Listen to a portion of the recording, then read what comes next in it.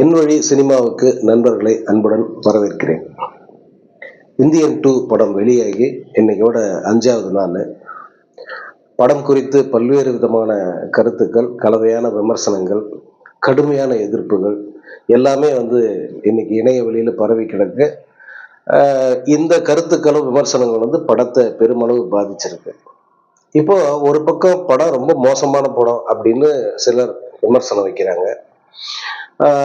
உணர்வுபூர்வமா அந்த படம் கனெக்ட் ஆகல அப்படின்னு சிலர் நடுநிலையான கருத்துக்களை சொல்றாங்க. இன்னும் சிலர் அப்படி என்ன மோசமாவா இருக்கு இந்த படம் அப்படின்ற கேள்வியை முன்வைக்கிறாங்க. இந்த கேள்விகளுக்கான விடயத்தான் இந்த வீடியோல நம்ம பார்க்க போறோம். இந்த படம் ஏன் இவ்வளவு மோசமாக விமர்சிக்கப்படுகிறது? ஏன்னா இந்த படத்தில் குடும்பத்தோடு உட்கார்ந்து பாக்குறாங்க பாருங்க, இந்த ஆடியன்ஸ என்டர்டெயின் பண்றது, பொழுதுபோக்குவதற்கு ஏற்ற அம்சங்கள் சிலது குறைவா இருக்கு.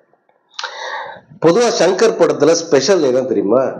நல்ல காதல் காட்சிகள், ரொமான்டிக் காட்சிகள் இருக்கும். அதே போல ஒரு மென்மையான நகைச்சுவை காட்சிகள் இருந்துகிட்டே இருக்கும் படம் முழுக்க. நீங்க ஜென்டில்மேன்ல தொடங்கி எந்திரன் வரைக்கும் பாத்தீங்கன்னா இந்த அம்சங்களை நீங்க பார்க்கலாம். ஜென்டில்மேன்ல கவுண்டமணி செந்தில் காமெடி நீங்க பார்த்துருப்பீங்க, பட்டையை கலப்புச்சு. அதுக்கு அடுத்த படம் காதலன், சங்கரோட 2வது படம் காதலன், அதுல வடிவேலு வச்சுக்கிட்டாரு. அதுக்கு அடுத்து பாத்தீங்கன்னா திரும்ப இந்தியன்ல அதே கவுண்டமணி செந்தில் வேற லெவல் காமெடின்னு சொல்ற மாதிரி இருக்கும். அதுக்கு காரணம் எழுத்தாளர் சுஜாத் அவர்கள்.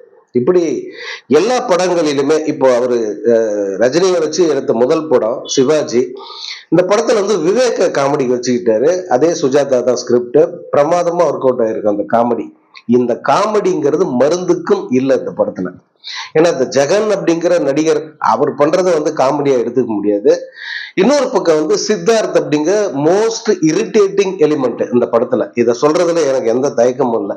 ஏன்னா சித்தார்த்தோட முகம், சித்தார்த் பேசுற விஷயம், சித்தார்த்தோட உடல் மொழி, இது எல்லாமே பார்வையாளர்களை ரொம்ப கடுப்பேத்துற மாதிரி தான் இருக்கு. அதனாலதான் இவ்வளவு மோசமான விமர்சனங்கள் இந்த படம் குறித்து வருது. இன்னொரு பக்கம் இந்த படத்தோட பெரிய பிரச்சனையே என்னன்னா, கமல்ஹாசனுக்கு போடப்பட்ட மேக்கப் தான். எல்லாரும் இந்த மேக்கப் தான் பிளஸ். கமல்ஹாசனுக்கு மேக்கப் மேக்கப்ல ஒரு எக்ஸ்பர்ட் இப்படி எல்லாம் சொல்லுவாங்க. ஆனா இந்த படத்துல அவர் வர்ற 5 கெட்டப் அவர் வர்றாரு. 5 கெட்டப்புக்கும் போட்டிருக்கிற மேக்கப் ரொம்ப பரிதாபமா இருக்கு.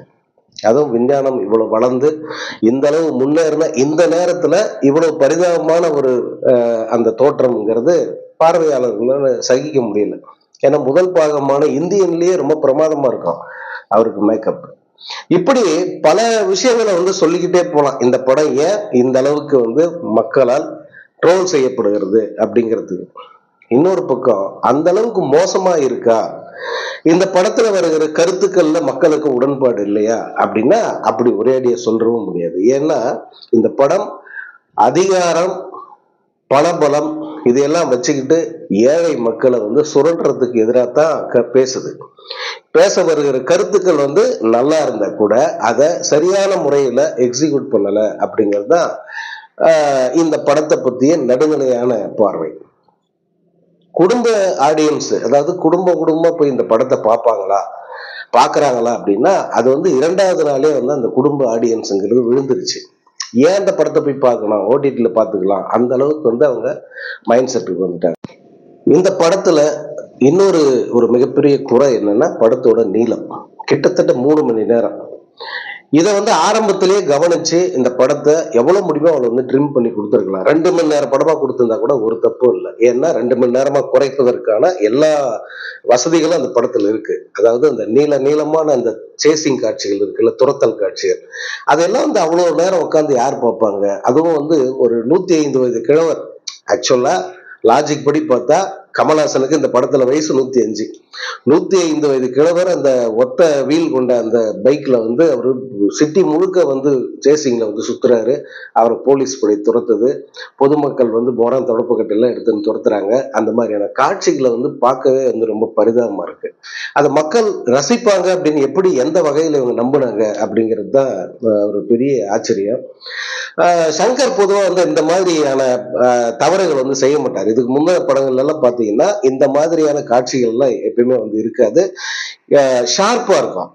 ஷார்ப்பா கிறிஸ்பா கரெக்டா சொல்ல வந்ததை சொல்லிட்டு விட்டுருவாரு. சில நேரத்துல அந்த பிரம்மாண்டத்தை காட்டுறதுக்காக வந்து பெருசா வந்து அவரு சில காட்சிகளை காட்டுவாரு தவிர இந்த மாதிரியான போர் அடிக்கிற காட்சிகள் அவர் என்னைக்குமே வைக்க மாட்டாரு. இந்த படத்துல அது ஒரு மிகப்பெரிய குறை. அதனாலதான் எல்லோருமே வந்து அந்த அளவுக்கு இந்த படத்தை சொல்றாங்க. இன்னொன்னு நிறைய பேர் சொல்றாங்க இப்ப வந்து ஊழல் வந்து பெருசாயிடுச்சு, ஊழலுங்கிறது ஒரு விஷயமே இல்லை, அப்படி வந்து மாறி போச்சு.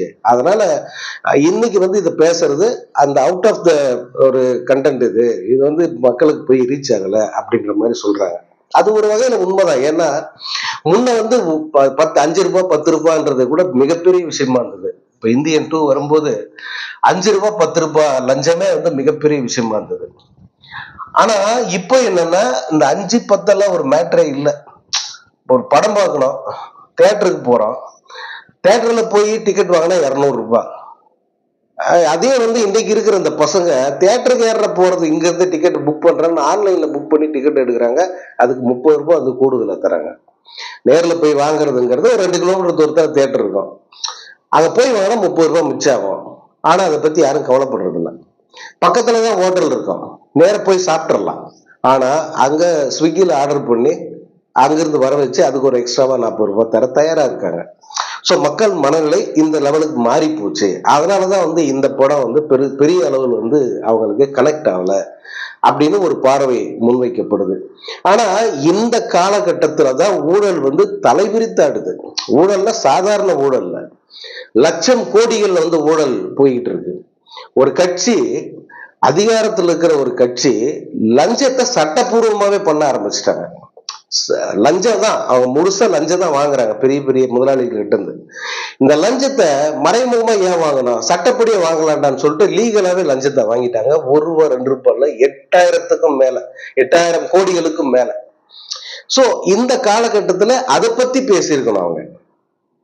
அல்லது லஞ்சம்ன்றது இப்ப பணமா மட்டுமே கைமாறுறது இல்ல, பல வகையில வந்து லஞ்சம்ங்கிறது பல ரூபங்கள்ல வந்து நடமாடுது. இந்த வேலையை உனக்கு முடிச்சு கொடுத்தா உங்க திருக்கழுக்குன்றத்துல ஒரு 10 பிளாட் நான் கொடுத்துட்றேன், அந்த மாதிரி போயிடுச்சு லஞ்சம். சோ இந்த நுணுக்கமான மாற்றங்களை வந்து சங்கர் மனசுல வச்சு படம் பண்ணியிருந்தாருன்னா இது வந்து வேற ஒரு லெவல் படமா கண்டிப்பா வந்திருக்கும். இப்போ வந்து சங்கரை பொறுத்த வரைக்கும் இது ஒரு லெசன் தான். அவருக்கு வந்து பெரிய தோல்வின்னு வந்து எந்த படத்தையும் சொல்ல முடியாது. பாய்ஸ் படம் மட்டும்தான் வந்து அந்த மாதிரியான ஒரு லிஸ்ட்ல சேர்ந்தது. மற்ற எல்லா படமே வந்து சங்கரோட படம் நல்ல கமர்ஷியலா பெரிய வெற்றி படம் தான். ஆனா இந்த படம் தான் வந்து முதல் முறையா அவருடைய மதிப்பையும் கீழே இறக்கியிருக்கு, சந்தை மதிப்பையும் குறைச்சிருக்கு. அதனால வந்து இது ஒரு பெரிய பாடம் இப்ப அவருக்கு. அடுத்த படம் இந்தியன் 3. இந்த படம் வருமா வராதான்னு இப்ப கேட்க ஆரம்பிச்சிட்டாங்க. ஆனா சங்கர் வந்து அந்த படத்தை கொண்டு வர்றதுல உறுதியா இருக்காரு. ஏன்னா 90% வேலை எல்லாம் முடிச்சிட்டாரு, இன்னொரு 10% தான் பாக்கி இருக்கு. அதனால அந்த படத்தை வந்து இன்னும் சிறப்பா பண்ணி அந்த படத்தை கொண்டாடுறதுக்கான வாய்ப்பு நிறையவே இருக்கு. இடையில வந்து இந்த கேம் சேஞ்சர்னு ஒரு படம் வருது சங்கர்து, தெலுங்கு படம். அது தமிழ்லயும் வந்து அந்த படம் ரிலீஸ் ஆக போகுது. அந்த படம் இன்னும் சிறப்பா வந்திருக்கும் அப்படின்னு வந்து நம்ம நம்பலாம். ஏன்னா தெலுங்குல வந்து ரொம்ப எதிர்பார்ப்பு இருக்கு அந்த படத்துக்கு. அது சங்கருக்கும் புரியாததில்ல, ஏன்னா ராம்சரண் நடிச்சிருக்காரு. அதனால அந்த படம் வந்து இவருடைய இமேஜை திரும்ப தூக்கி பிடிக்கிறதுக்கு வாய்ப்பு இருக்கு. அந்த இமேஜோட இந்தியன் 3 வெளிவரத்துக்கு அந்த இமேஜோட வந்து இந்தியன் 3 வந்து அவரு ரிலீஸ் பண்றதுக்கான வாய்ப்புகள் இருக்கு. அதனால இந்த படம் வந்து ரொம்ப மோசமா இருக்கா அப்படின்னு சொன்னா நீங்க பார்க்கலாம், ஒரு முறை கண்டிப்பா பார்க்கலாம். அந்த அளவுக்கு வந்து ரொம்ப மோசமான ஒரு குப்பையான படம் அப்படின்னு சொல்ல முடியாது. ஆனா எதிர்பார்ப்புகளை பூர்த்தி செய்யல அப்படிங்கிறத வந்து நம்ம நிச்சயமா ஒத்துக்கலாம். எதிர்பார்ப்புகளை இந்த படம் பூர்த்தி பண்ணலையே தவிர ஒரு படம், இந்த படத்தை சங்கரோட அந்த மேக்கிங், அதே போல அந்த பிரம்மாண்டம், இதுக்காக ஒரு வாட்டி பார்க்கலாம். கமலஹாசன் நடிப்புக்கு அப்படின்னு சொன்னா அதுல கமலஹாசன் நடிக்கிறதுக்கான இடமே வந்து அவருக்கு இல்லை. ஏன்னா முழுக்க முழுக்க இந்த மேக்கப் வந்து அவருடைய எல்லா நடிப்பு அந்த பரிமாணத்தையும் வந்து மறைச்சிருது அப்படின்னு தான் சொல்லணும். அதுலயும் புவர் மேக்கப். அதனால வந்து அதை பார்க்கறது ரொம்ப கடினமா இருக்கு. ஆனா அந்த படத்தோட கண்டென்ட்டுக்காக நிச்சயமா வந்து ஒரு தடவை பார்க்கலாம். அந்த அளவுக்கு வந்து இவங்க எல்லாம் இவ்வளவு கழிவு ஊத்துறாங்க இல்லையா, அந்த அளவுக்கு வந்து மோசமா இல்லை அப்படிங்கறதுல நம்ம சொல்லலாம்.